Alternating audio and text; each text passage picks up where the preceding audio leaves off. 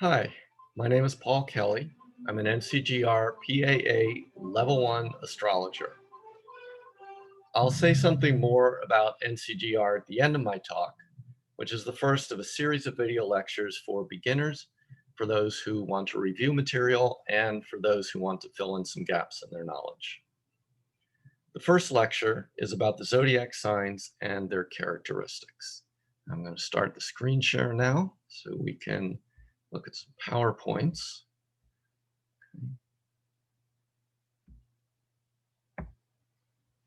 The title I've chosen for this lecture is The Zodiac Signs as a Theory of Energy. We're going to look at how the energy reflects the characteristics of the zodiac signs. So why begin with the zodiac? Well, it's one thing that everyone seems to know something about. Even if a person doesn't know that your sign means your sun sign, they probably still know what that sign is and a characteristic or two associated with it. So before I teach anything about astrology charts or talk about interpretations, I'd like students to spend some time getting to know the zodiac signs and especially the logic behind them, because the zodiac is not just a random list of characteristics. The character of each sign reflects its energy, and there is a logic to that energy, to the sequence of signs and their relationship to each other. Understanding the logic of the zodiac will help you later on when you begin to make interpretations. Let's start by breaking the zodiac down into 4 elements and 3 modes. These are the building blocks of the zodiac signs. The elements are simply 4 kinds of energy, and the modes are 3 ways of expressing that energy. When you put them together in a certain order, you get the 12 unique signs of the zodiac.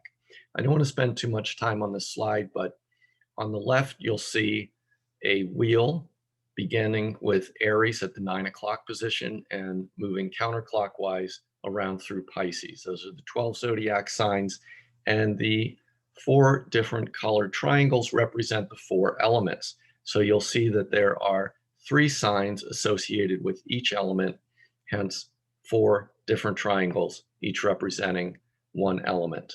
If you move to the diagram on the top right, you'll see that that represents the modes. It's the same zodiac wheel, starting at 9 o'clock position with Aries, moving around counterclockwise to Pisces.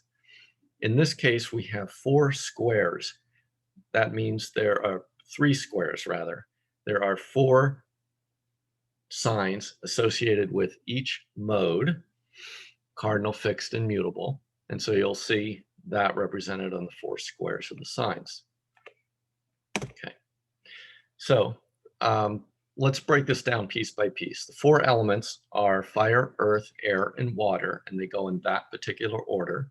And the 3 modes are cardinal, fixed, and mutable. It's important to memorize the elements and the modes and their order, because when you get to the signs, recalling the elements and the modes will help you move around the zodiac easier. So if you think of Taurus, you think fixed earth, and you'll think of the other fixed signs, Aquarius, Leo, and Scorpio, or you'll think of the other 2 earth signs, which are Virgo and Capricorn. So understanding the elements or modes are something that you're going to use continuously in your astrology practice. So it's important, a lot of little things to memorize. It's important to begin with the elements and the modes. Okay, so here we see the 4 elements listed in order and the 3 zodiac signs associated with each element. The fire and earth signs, or rather the fire and air signs, the first and the third row, are extroverted yang or positive polarity energies. The earth and water are the yin signs, or introverted or reflective, or negative polarity signs. So when we talk about polarity, positive and negative, it's not a value judgment. It is simply like the ends of a battery. So it has to do with energy. The positive polarity is more outgoing, extroverted energy. The negative polarity is more introverted and reflective. And you can sometimes see this in people. Those who have strong fire energy or air energy, especially fire energy, they may beam that energy out very brightly from their face or from their entire body. whereas a earth or water sign may present themselves as more muted, kind of like if there's a slight tint covering the energy that they project outward. Again, it's just two different types of energy.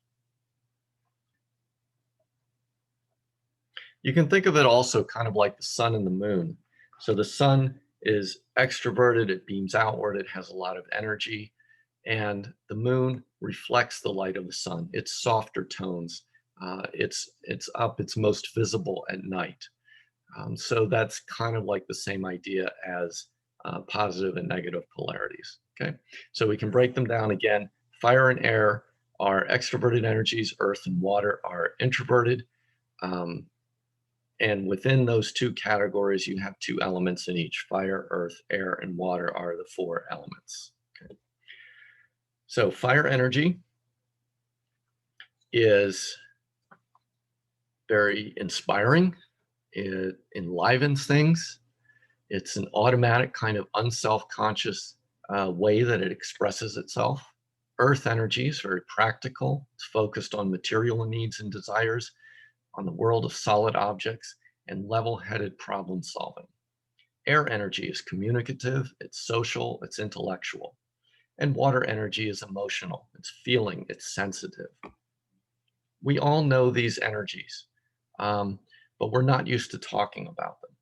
So get a feel for the energy of the elements by looking around you or reflecting on the things you've been experiencing that day. Put them into the categories of energy. If you felt inspired or spontaneous, you can think fire energy. If you walked in nature, you made something to eat or put something together, you can think of earth energy. If you had a conversation with someone or went to a safe social event or read a book, think air energy. And if you were moved emotionally, or even if you had a long, relaxing soak in a hot bath or went for a walk around a lake, think water energy. It's really that simple. These things are all around us. We're just not used to seeing them. Energy is everything. Literal, symbolic, psychological, behavioral, spiritual, societal, everything is energy. Now, those of us who were raised in a Western Eurocentric society, we've really lost touch with this perspective, but it's still in our everyday language. So we say things like, they are down to earth, or she's on fire today, or I can't decide, everything's up in the air. If you're familiar with Asian cultures, you're probably more used to seeing the world in terms of energy. Tai Chi, Feng Shui, Taoism, these are all philosophical, spiritual, religious systems based on this concept of energy. In astrology, as Stephen Arroyo says in the Chart Interpretation Handbook, one of his books that he's written, is a language of energy. You may know that the Chinese have 5 elements in their cosmology: wood, fire, earth, metal, and water. It's a different system, similar idea. There are many paths to the truth, as the saying goes. So those are the elements. The 3 modes, again, in order, are cardinal, fixed, and mutable.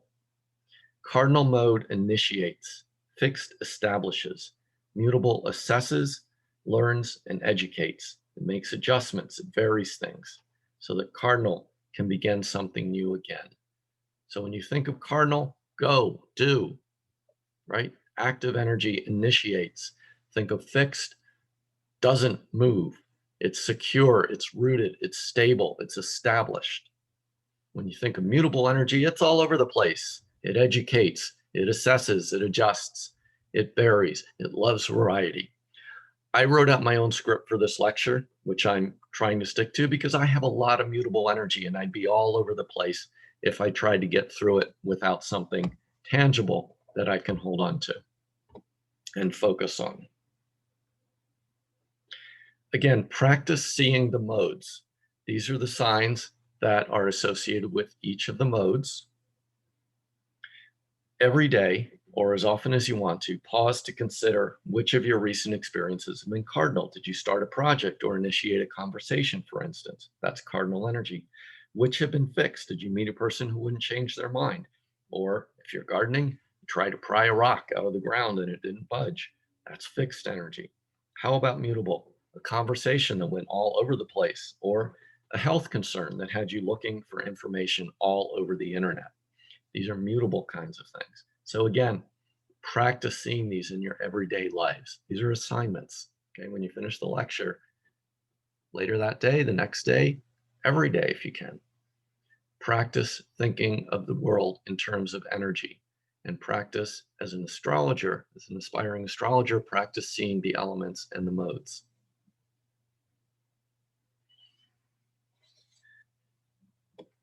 I can't stress it enough. Again, practice seeing energy this way. Energy is everything. Everything is energy. Seeing the world from this perspective is your key to understanding astrology. In order to create the 12 signs of the zodiac, we're going to combine one element and one mode in the same order that I presented them to you. Because there are 4 signs, but only 3 modes, we'll get 12 individual signs. Again, the modes will cycle through 4 times. You call that first slide I showed you with the 2 wheels on it. And the elements will cycle through 3 times. 4 elements, 3 times each. 3 modes, 4 times each. 12 signs. Here we go. Cardinal and fire equals Aries. Fixed earth is Taurus. Mutable and air is Gemini. Cardinal and water is Cancer. Notice that we've started over with the cycle of elements, or rather cycle of modes, but we still have one element to go, and that is cardinal water. So this is our second cardinal sign, but our first water sign. Okay, fixed and fire is Leo. Mutable earth is Virgo. Cardinal air is Libra. Fixed water is Scorpio. Mutable fire is Sagittarius. Cardinal earth is Capricorn. Fixed air is Aquarius. And mutable water is Pisces. It's important to memorize some things when you're starting out. As I've been saying, here's some more things to memorize. The symbols, for one. There are symbols for signs. There are symbols for planets, for aspects, which are the angular relationships between planets, which you'll see on a chart. Plenty of symbols that you're going to be learning. So study and practice drawing the glyphs, as we call them, until they become automatic, a kind of astrology shorthand. Occasionally, you'll see more than one symbol used for a planet or sign, as with Capricorn. I had 3 different glyphs for Capricorn there. Pluto, the planet, planetoid dwarf planet, however you want to call it, is another one. You'll get used to these variations as you continue your studies. There aren't very many of them. Memorize the order of the signs and the combination of element mode that each one represents. So I've been saying all along, right? Write them out, talk through them over and over again, go backwards, forwards, whatever helps you to commit them to memory. Everyone has their own process, their own way of memorizing things. And keep practicing. After a while, it will become second nature. Don't get discouraged. We were all at the same point that you are now. Okay? I remember how excited I was the first time I received a letter back from a published astrologer, and I could read the symbols in her reply, and that was really special. I'm going to stop the share for a minute. Okay. Now that we have the basics of the signs, symbols, and their order, let's move on to meaning. Okay, as you may have guessed, the sun signs get their characteristic traits from the element and mode combination. As I talk about the meaning of each sign, you're probably going to laugh or wince as you recognize something I say is applying to you or someone you know with that particular sign, or a celebrity you've heard of. That's great. That's the magic of astrology. Okay, that sense of recognition and validation for how you feel and what you know to be true about yourself and about the world. It's one of the top reasons that people seek out an astrologer for a reading. What I hope you won't feel is ashamed or scared or overwhelmed. We all have ways of expressing energy that are mindful and positive, and we all have our everyday ways that make us human. Some energy feels great. Some energy is difficult. Some we express really well, some we struggle with. We're not stuck on one way of expressing energy all the time. So let's try not to obsess over negative sounding qualities and try not to get too big of a head about the positive sounding ones. As you learn astrology, you're going to become fluent in thinking and speaking about yourself and others in ways that show real understanding. Understanding breeds compassion, awareness, clarity, and acceptance. It's another reason that people become interested in astrology. So give yourself time to become familiar with the energies of the zodiac signs. And again, practice seeing them in your everyday lives. The qualities of the 12 zodiac signs are everywhere and in everyone. We all got obsessed when we were starting out and annoyed some friends and family members. It happens. Be patient with yourself. Give yourself a break when you or the people around you need one. Don't worry, you'll get called back to astrology time and time again, as I was, and eventually it will become second nature. You'll find others to talk astrology with and skillful ways to present it to non-astrologers. Again, astrology is a language of energy and one that you'll speak more and more beautifully as you continue to what could become a lifelong love affair with astrology.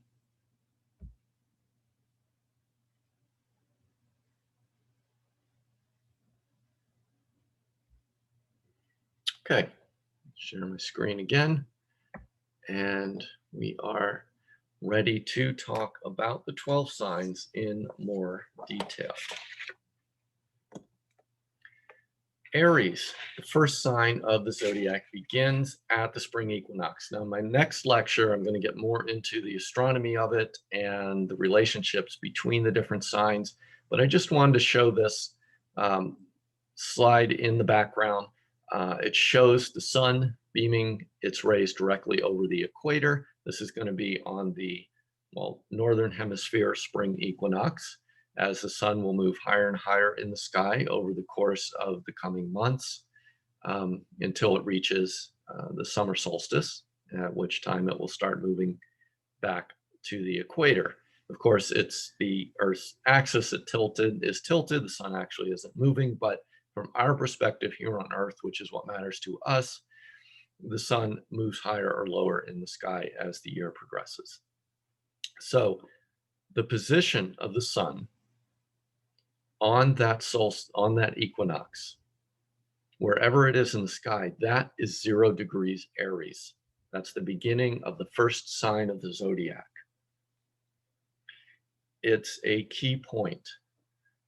It's also the beginning of the year for astrologers. So we celebrate International Astrology Day on the Northern Hemisphere vernal equinox or spring equinox.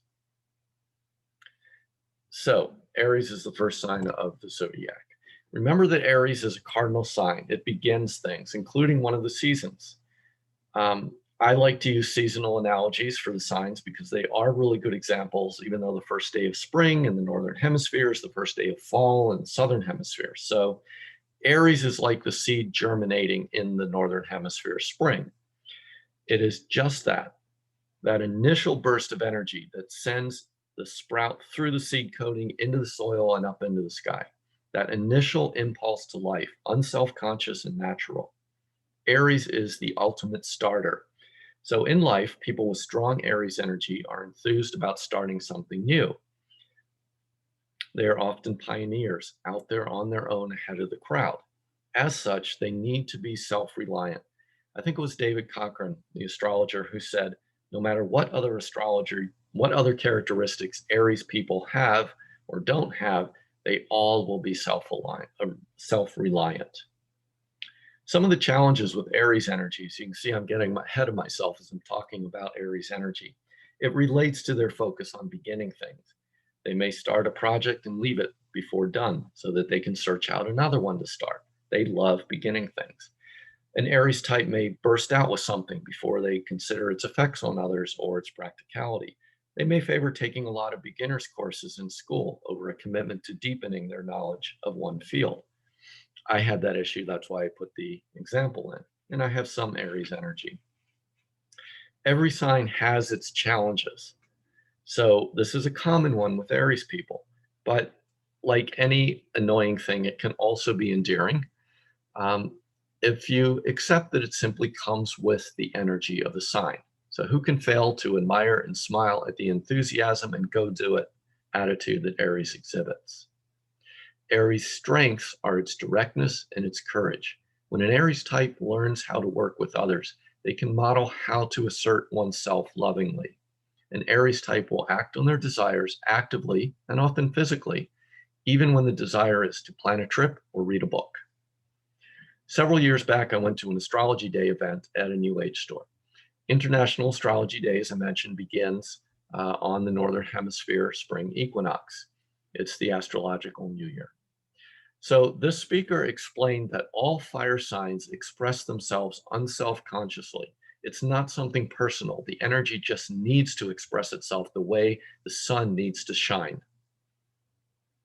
That helped me understand fire signs a lot.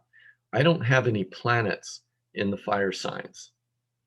And I would often feel hurt or I was taken aback by the directness and impersonality of people who did have a lot of fire signs, planets in fire signs.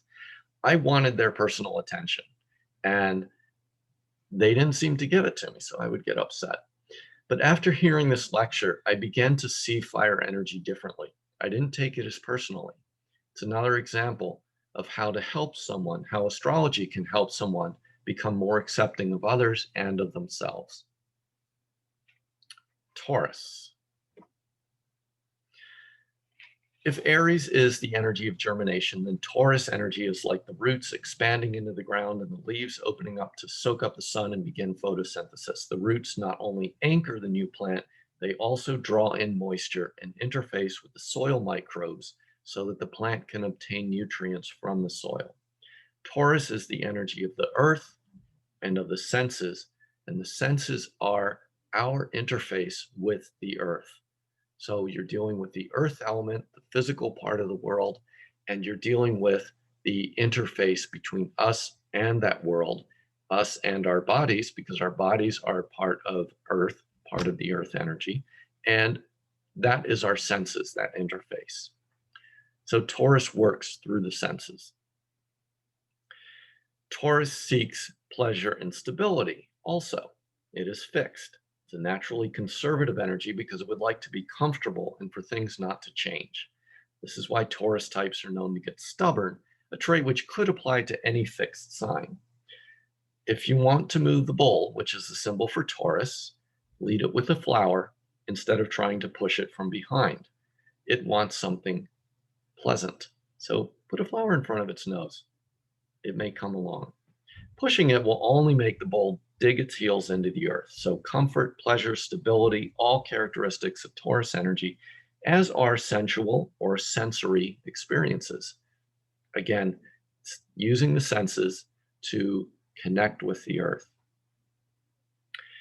So if we take this a little deeper, value and worth are two very important qualities associated with Taurus. Think about it.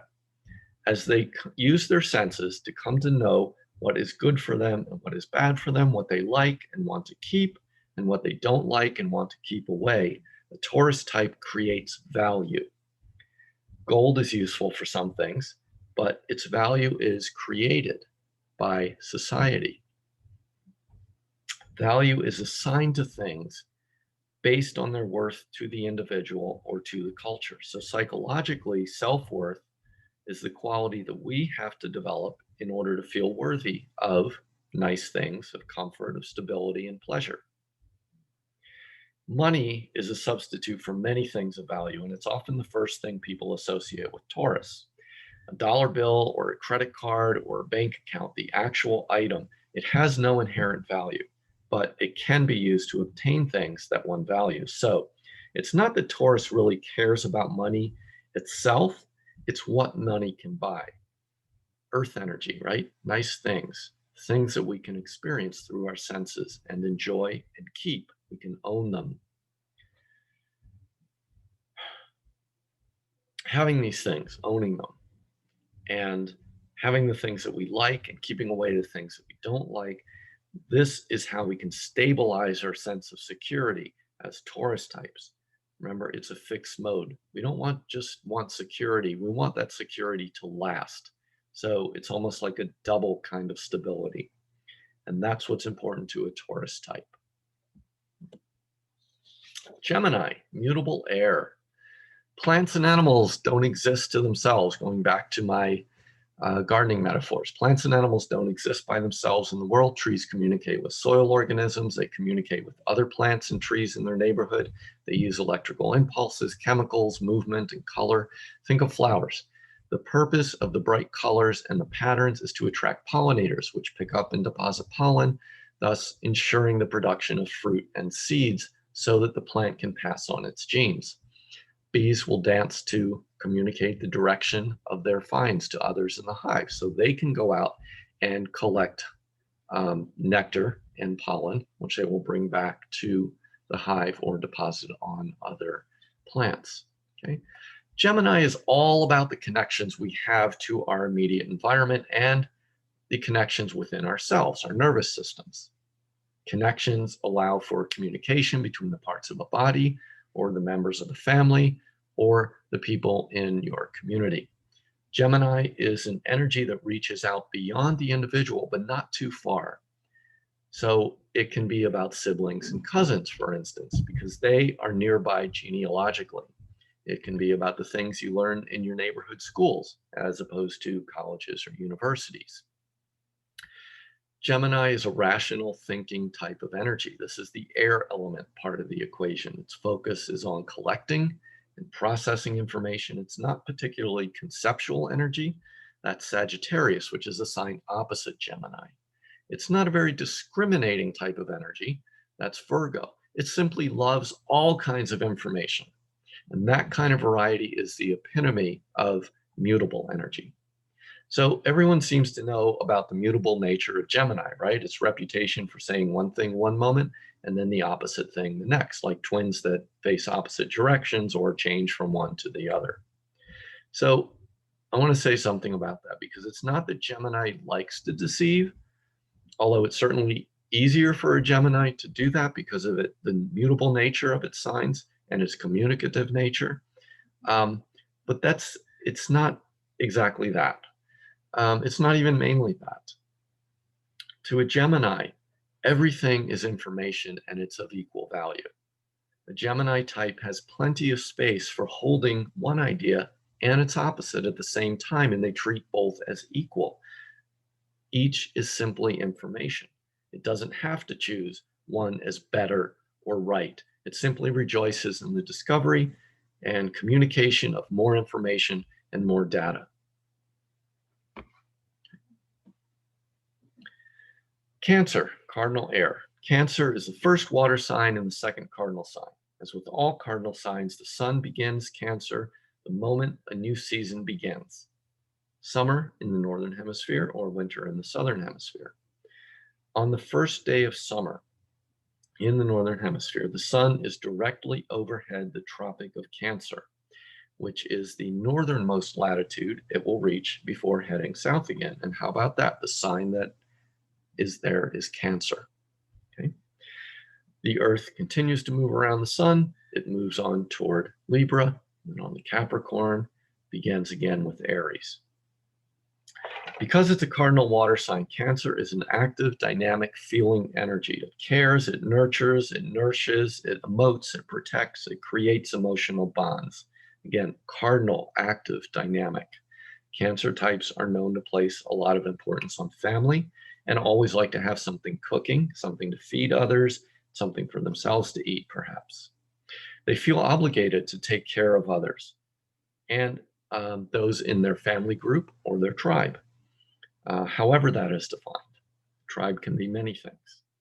Home is super important, but they do like to travel to visit family. I had a great aunt who was Cancer. She's a good friend too. And she suffered a debilitating stroke when she was in her 70s, but she continued to travel around. Even though she was partly paralyzed, she still traveled to visit her sons in different parts of the country. So Cancers do like to travel because they're all about staying connected to family. Like its namesake, the crab, the Cancer type can feel especially vulnerable inside their protective shell, and they might get a little touchy or scuttle around an issue that's uncomfortable for them. It's simply the nature of feeling water energy and the action it takes as a cardinal sign. Okay, so again, start to see it as an element and a mode. All these characteristics kind of come out of that. Leo. Leo is like the sun fixed at the center of the solar system, supplying almost all the energy the planets need while keeping them in orbit around itself.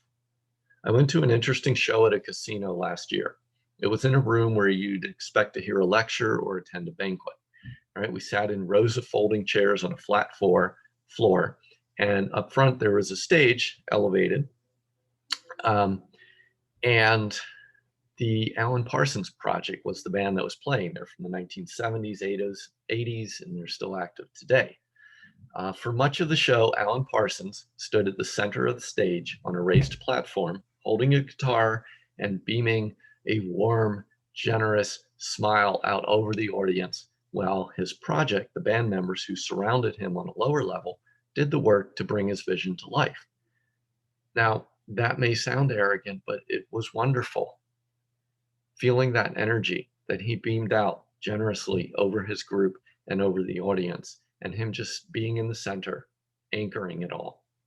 It was a very enjoyable night, and Alan Parsons was the embodiment of Leo energy, standing there in the center like the sun itself.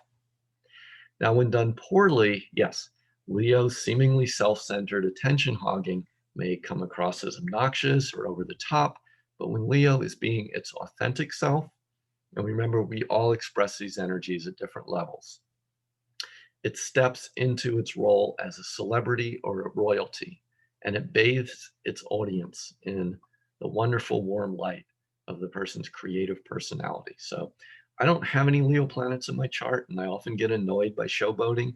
So Leo is one of those signs that I struggle with. But I had to learn how to get along with a conference roommate who was a Leo sun. And finally, I got it. See, I understood that Leo belongs on stage and needs an audience, even an audience of one. So when my roommate was talking, I was his audience, and I learned to enjoy the show and applaud at the end. And I enjoyed it then.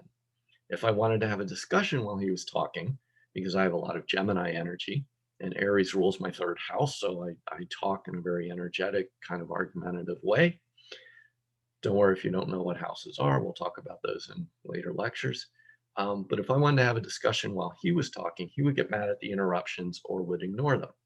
So once I understood my place in Leo's world, I became less critical of the energy. And I enjoyed the novelty of trying out a new approach with this person, which was more successful. One more story. I've got a high school friend who's a good example of a shyer Leo type. They call them the offstage Leos, or backstage Leos. And I was talking to him about this, but after thinking about it, he realized that he did enjoy reading books to a circle of children at the public library where he worked. So story time brought out that Leo energy of his, and he enjoyed it. So Leo often loves children, and why not? They are usually more playful and imaginative than us adults, right? And they're a reminder of our ability to create a new being. Virgo, mutable earth. So Leo's the celebrity, and Libra is the attentive partner in a relationship. So how do we get from me to you? And the answer is that as we go through Virgo. Virgo is the second mutable sign after Gemini. It's the second earth sign after Taurus. It's like the worker bee who sets up the stage and the seats for a concert. It maintains the electronics, it cleans up and puts things away afterwards. So everything works and everyone can enjoy the show. It attends to the many mutable, practical details, earth, right? Mutable earth, many practical details. I like how astrologer David Cochran talks about Virgo.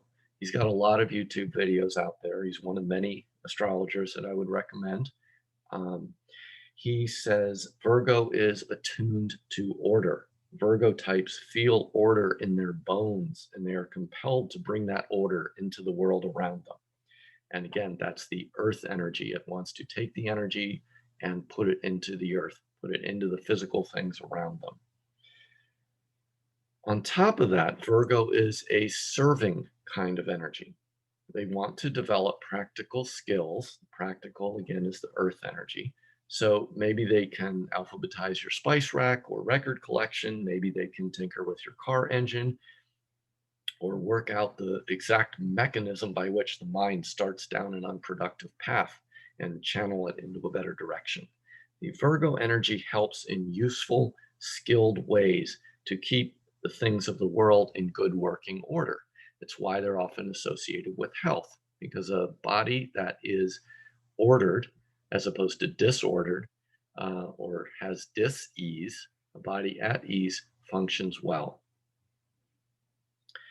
Things, in fact, just better function better with Virgo. But as we all know, humans aren't machines and things don't have to be perfect in order to work. So this is the challenge for Virgo. And believe me, I got three planets in Virgo, so I have a lot of Virgo energy. Just ask my girlfriend. It can get annoying, right? When we overdose on Virgo. So the challenge for us Virgo types is knowing when to plan and fix and make things better and when to just let go and enjoy the moment. An unhappy Virgo type is usually very hard on themselves if every detail isn't up to their eagle-eyed vision of order. And they often take that unhappiness out. I should say we often take that unhappiness out on others by criticizing all the shortcomings of a situation. It's tough dealing with this dark side of an unbalanced Virgo energy.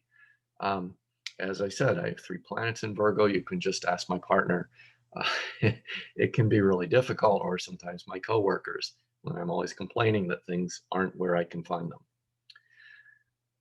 It's also good to know that because it helps me forgive myself, right? Be a little bit easier on myself and realize that it may help to adjust those energies, that it's okay to notice every detail and understand what could be better about it. But maybe I don't have to express that all the time to the people around me. And that's fine. But I don't have to beat myself up about that. So, what I hear when I'm acting out this Virgo energy is simply that I'm noting things that came up short and I'm looking forward to having more things to improve next time. But what others hear is my inability to simply enjoy life as it is. Sometimes it's good to hear others' perspectives, as I said. Okay, Libra. Oh, yes. So Virgo is very discerning and discriminating. It can tell the difference in very fine detail between something that is good or bad, or is one shade of color or another shade. That can be very useful. Okay. Libra, cardinal air. Libra energy is very much focused on creating harmonious relationships. It's a cardinal sign, opening note of the northern hemisphere autumn, when the sun is once again directly overhead the equator and day length equals night. The active energy of a cardinal mode can surprise those who associate Libra with someone who has trouble coming to a decision, right? We've all heard that. But it's not so odd if you consider how balancing the needs and wants of others with those of oneself is something that requires a very dynamic use of energy. Also, if you stand on a like a seesaw or a board that has a balancing point underneath the center of it, you have to expend a lot of energy to stay in balance. When you're first learning to ride a bike, you know how much energy it takes and brain power it takes to be able to keep that balance, keep that thing in balance, right? Whether it's a bicycle or a board or a seesaw, it takes a lot of energy and coordination. And so that's the kind of energy that Libra expends in a social environment, keeping everything balanced. Libras initiate in the air element. Okay, so that's what I was just explaining. They create social and cultural events. They initiate thoughtful conversations and enjoyable dates. They create a pleasant environment and they advocate for a fair and just society. It's about social kinds of activity. So Libran energy is not weak, but it does put the ego self in a kind of challenging situation because one's own importance may take a backseat to the needs of others, but one needs a sense of self in order to be fully present in a relationship. So it's a balance, and you can see how Libra operates best in relationship to others because it's a social kind of energy. Disharmony upsets Libran energy in the same way that disorder wreaks havoc with Virgo energy. Scorpio, fixed water. They say an elephant never forgets. Neither does a scorpionic type. Scorpio energy is fixed water. It retains feelings. It leads to one of those complaints you hear about Scorpio types holding on to a grudge forever. But fixed water also creates that positive Scorpio trait, which is steadfast loyalty. Strong bonds on a feeling level, fixed water energy, Scorpio. Okay? They make the best friends. Don't ever cross them. Fixed energy likes to be in control, unlike, say, mutable energy, which likes to flip from thing to thing. So Scorpios tend to withdraw, like other fixed signs, or cover themselves in a cloak of secrecy when things feel out of control, when they're too exposed. All fixed energies, as I said, do this. Because fixed energy is not, well, it's not as adaptable as mutable energy. It's not as active as cardinal energy. It doesn't change as easily, and that's the nature of it. The trade-off for that is that it's strong. So when Scorpio disappears, though, it really disappears. If a Scorpio type retreats too far into themselves, they miss these powerful connections that they need to create with each other and with others because of their profound honesty and the penetrating insight they bring to their relationships. Of course, this also puts them at risk because not everybody's willing to go there. So the Scorpio type needs to find others that are willing to go there, to operate on a deep feeling level with great honesty. And when Scorpio energy does this, as I said, it makes a wonderful, loyal, strong, steadfast friend. If they're crossed in a relationship, if they feel betrayed, they could really have a difficult time holding on to that. Their feelings have been hurt on a profoundly deep level. That's why it's always important to be honest when you're dealing with a Scorpio. It's important for Scorpios to be honest, not to keep that whatever it is inside of themselves so deeply. Think of a shaft of sunlight that penetrates deep into a body of water. So Scorpio energy can be like that light, and without the light, Scorpio energy can get stuck in these deep, dark depths. So it's important to bring that light into the depths, bring the depths up into the light. When encountering Scorpio energy, it's important to know, again, that they prefer honesty over pleasantries. That's the difference from Libra energy. Like, we all need a break from deep, dark, intense stuff sometimes. So Libra is really nice that way. It's pleasant, it's harmonious, it's comfortable. We like it. It's nice, right? And then Scorpio is like, I don't want nice. I want real. Give me the depth. Give me the intensity. Give me the honesty. Okay? Each energy has its place and has its time. Scorpio energy, because it's a water energy, it feels the emotional truth of a situation. So whereas a Libra energy could smooth things over to make it nice, Scorpio senses what's going on at the very core of this interaction, and it needs to bring that up onto the surface. If there's dishonesty or dissonance, or even just glossing over something, Scorpio will feel it. They'll sense it immediately. So Scorpio energy needs honesty in its relationships. You give that to a Scorpio type and you'll have a steadfast friend for life. Sagittarius. After all the deep controlled passions of Scorpio, right, something a little lighter is in order. So Sagittarius energy is an optimist's dream. It's always looking down the path and around the next bend for adventures and knowledge. It seeks and seeks and seeks, studying, debating, arguing, joking its way around the world, literally or virtually, through books and studies of religion, cultures, and philosophies.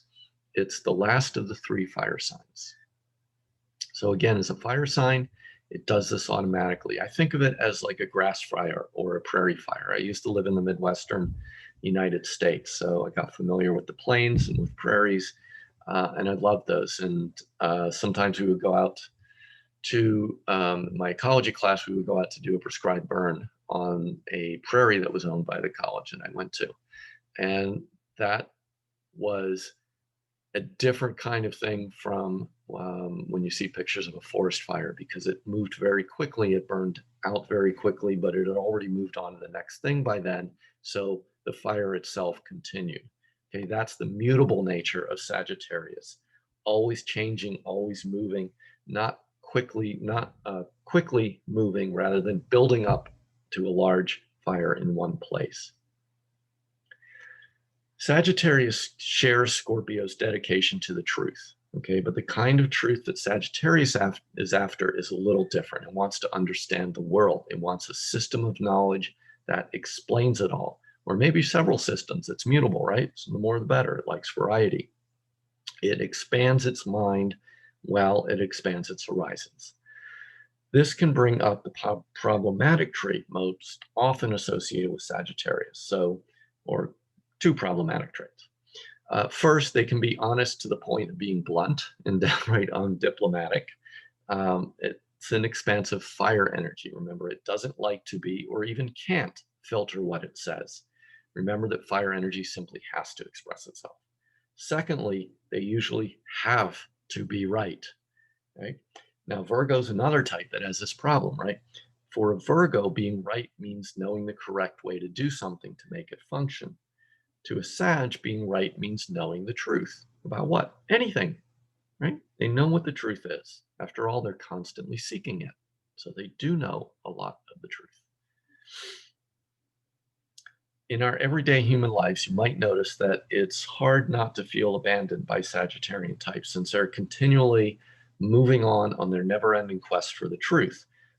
Again, when I feel this way, I remind myself that it is fire energy. The energy pushes itself to be expressed, and the person responds. It's not personal. It's not about you. It's just the nature of fire energy.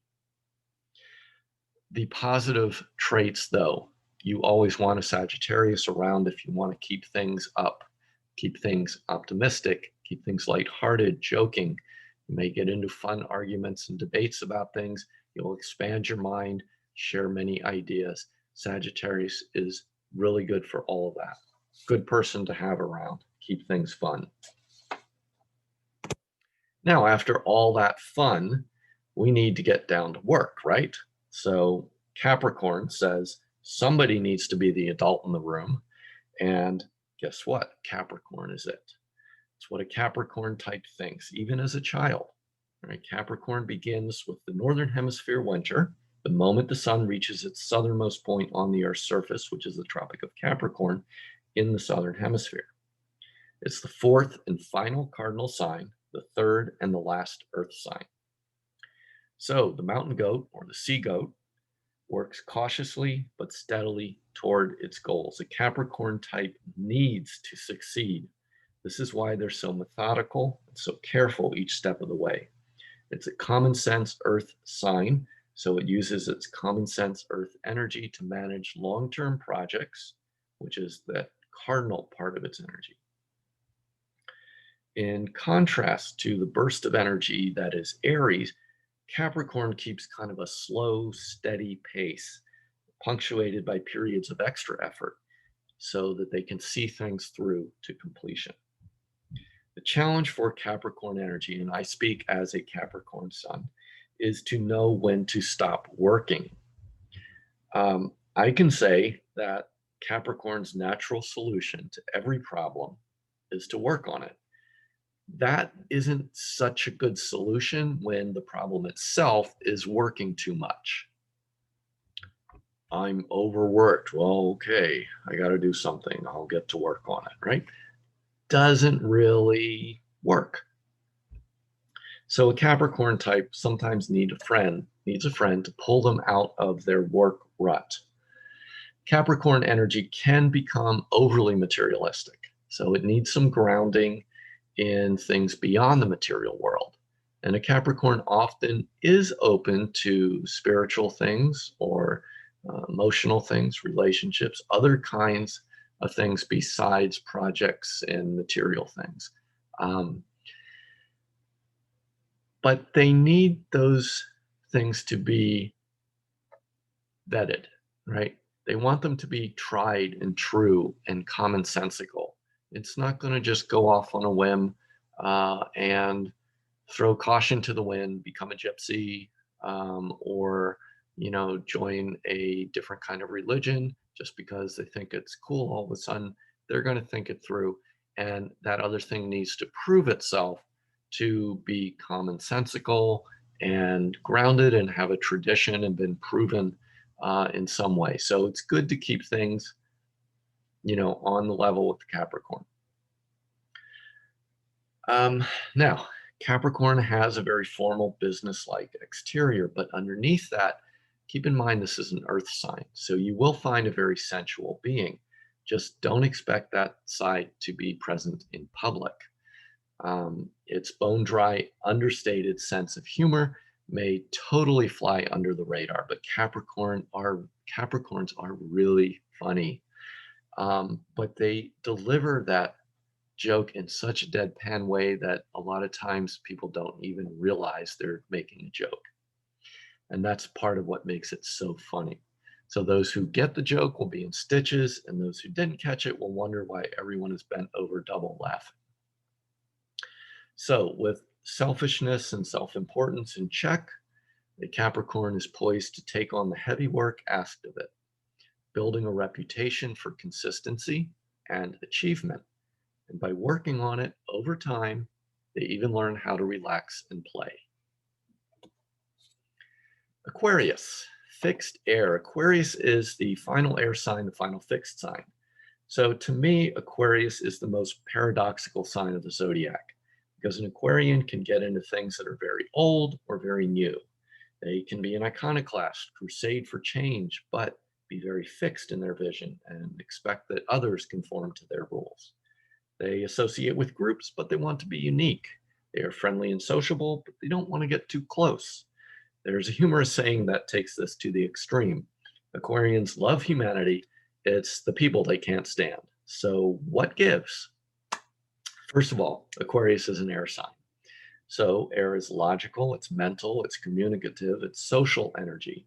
Aquarian types often have ideas about how society should be. These are air type concerns. They communicate those ideas and they gather around others with similar ideas. Aquarian energy brings intellectual intimacy rather than physical intimacy or emotional intimacy. It's not that they're not capable of it, it's just that an Aquarian type will go first to the intellectual realm because it's an air sign. The fixed nature of Aquarian energy is what makes their ideas really strong, but also inflexible. So it's always a trade-off. Every sign, every element, every mode has its strong points and also the things where it needs help from other elements and modes and signs to balance it. The one word I have settled on to describe the essence of Aquarius is different. Aquarian types like to be different. They like what is different. And that's not just a nice way of saying eccentric, which Aquarians are known to be, but it's really broader than that. So an Aquarian group might be one where everyone is an oddball or an outsider in some way, and yet they find belonging in a group of oddballs or outsiders, right? And again, exaggerating a little to make the point. An Aquarian type may really like learning about ancient cultures and lost civilizations because those things are different. It's a different time from now. It's different people, different culture. The future is also different. New technologies and inventions, different, kind of weird or cool. I mean, all Aquarian things. The symbol for Aquarius is the water bearer, and this sometimes causes people confusion because Aquarius is an air sign, not a water sign. The bearer is holding a container of what might be water or ideas. Apologize for not having a picture of this on the screen. They contain the water or the ideas in the container and they pour them out in a controlled stream. Okay, there's a funny meme that shows the Aquarian sitting on a bed. Okay, and this relates to how they're separate from what is in the container and holding on to it. The Aquarian sitting on a bed, he's covered in electrodes that are hooked up to a laptop in front of him, and he's asking the computer, what am I feeling? Okay, so this is a kind of exaggeration, again, of the detachment that Aquarians have. My CD player is changing. If you hear a sound in the background. So there's a detachment associated with Aquarius. And that is a challenge for, as it is for Leo types, to get used to Leo's desire to be in the center and desire to have an audience. The challenge for Aquarian types is to be a little more emotionally aware or a little more sensitive, because naturally they're an air sign. So this isn't a kind of energy that a strong Aquarian type would be familiar with. So partners of Aquarian friends need to put a little extra effort into getting the Aquarian to come out of their intellect and connect with them on a more physical or emotional level sometimes. Hopefully there's other things in the chart of a person that balance that out. But this is the challenge for Aquarian energy. If the partner is looking for affection or care, it's not something that Aquarian energy does naturally. But when expressed in a balanced way, what Aquarian energy provides is an objectivity. That fixed nature of the energy also provides this sturdy platform above the storm, above the emotions, separate from the emotions. It's a place where they can use their calm, logical clarity of mind to be of service to a person who is struggling with strong emotional energy. So again, everything has a positive mode of expression and everything has a kind of problematic way of expressing it. And we do both. A balanced expression of Aquarian energy can also smooth the way for societal change, again, because it remains focused on the vision, pouring out the ideas for a different world in measured doses. Finally, Pisces, final sign of the zodiac. It's a sign of changeable impressions. It's Pisces, it's mutable water. The bound fishes swimming in opposite directions, one fin in this world, one fin in another. It's sensitive, it's intuitive, it's impressionable. Artist or addict. Piscean types are sensitive. They feel everything. Boundaries are elusive and intangible like fog. What flows into a Pisces consciousness from the world can be expressed artistically or might have to be escaped from in an addiction. Those are the practical realities of Piscean types. It's not easy to exist in this world and that, let alone getting the opportunity to become skilled at an artistic mode of expressing, of translating these images and impressions into something that then they can present to the outer world, give to others, so that they can appreciate what a Pisces experiences and see these parts of their own world that they often neglect. Okay, so what a Pisces type experiences is what we're all experiencing on a level that most of us don't pay attention to, but Pisces can't ignore it because their boundaries are open, they're a feeling sign, and so they receive this stuff all the time. Like Virgo, on the opposite side of the zodiac, Pisces is a sign of service. Now, Pisces is serving the soul of humanity. It's a water sign, while Virgo attends to the practical needs.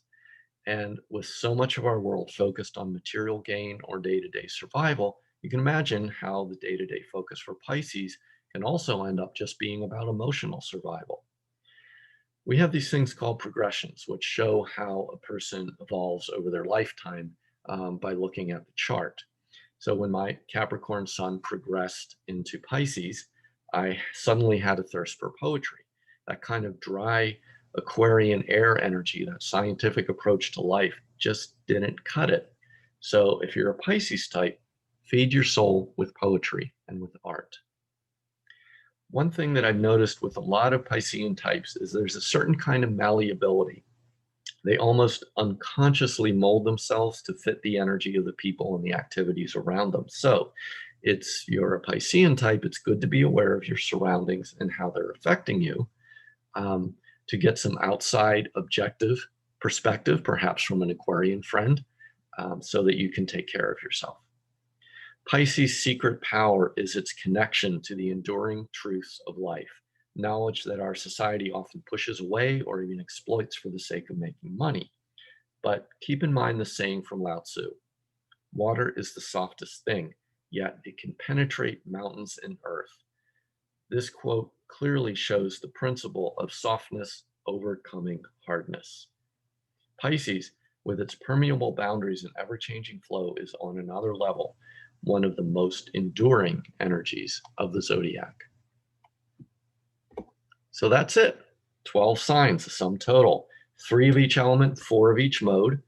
And in the second lecture of this series, I'm going to be talking about the ecology of the zodiac, that is, the signs' relationships to each other and how they form this interconnected web of energy. We'll also learn some about the astronomy of the zodiac, but we'll keep it real simple. For instance, let me just mention a little bit more about that. I'll talk about each sign, for instance, how it's balanced by its opposite, how Libra can be very concerned about the other, while Aries balances it by being concerned about their self and their own needs and desires. So Aries and Libra, neither energy is right or wrong. They balance each other out, keep each other in balance. You'll also learn something, as I said, about the astronomy. I'm going to talk about, we already talked some about how the constellations are related, or the seasons are related to the cycle of modes. So a cardinal sign begins each season, it's followed by a fixed immutable sign at the end of the season. So what you learned about the signs in this lecture are going to be reinforced in the next one and added to. So I hope to see you there. But before I go, I'm going to talk about this slide here. Let me tell you a little bit about the organization I'm associated with. So NCGR stands for National Council for Geocosmic Research. Now that sounds kind of weird, but it just means a community of people that support research and education in astrology. Astrology is all about the connections between the Earth, geo, and the order that we perceive in the heavens, cosmic. So even though it's called the National Council on Geocosmic Research, NCGR is actually an international organization that has chapters around the US and in some other parts of the world, like China, Turkey, Mexico, and Taiwan. They put on conferences every few years, and the local chapters often have regular meetings where guest speakers present lectures and we get to socialize. With the pandemic, these events, of course, have moved online. So if you're watching this in 2020, early 2021, yes, they do have safe online meetings where you can still get some interaction and some intellectual stimulation and stay safe as well. There are also regular webinars organized by NCGR's education director, Jackie Slevin, which are free to members. And they have an education coordinator, Mira Epstein, who teaches classes that are more advanced than you'll get from me in these lectures. And all of these things you can find out about on the NCGR website. And I just took a screenshot of it here to show you. Again, it's maybe I haven't told you this before, it's www.geocosmic.org. It's not ncgr.org, it's geocosmic.org. And so you can see the different tabs up at the top. There's the education tab, tell you about classes that are offered. Mira Epstein is a wonderful teacher. She gives a lot of care and attention to each student so that they all understand the course material. And there is a sister organization called NCGR-PAA, which was formed to offer a testing program for those who want professional certification. And Mira's classes will prepare you for these tests, but you don't have to take them in order to participate. You'll get an excellent grounding in astrology, enough to send you well on your way to being a professional astrologer as you go through those classes. Okay, thank you so much for watching. I want to wish you much luck and learning and wonderful intellectual stimulation and community in your journey through the astrology world. If you'd like to contact me, I have my information here. It's paul.kelley.09@gmail.com. And I do some consultations and classes. So or if you have any questions about what you've seen on this video, want to get in touch with me, there is my contact information. So thank you again. I hope to see you in future lectures.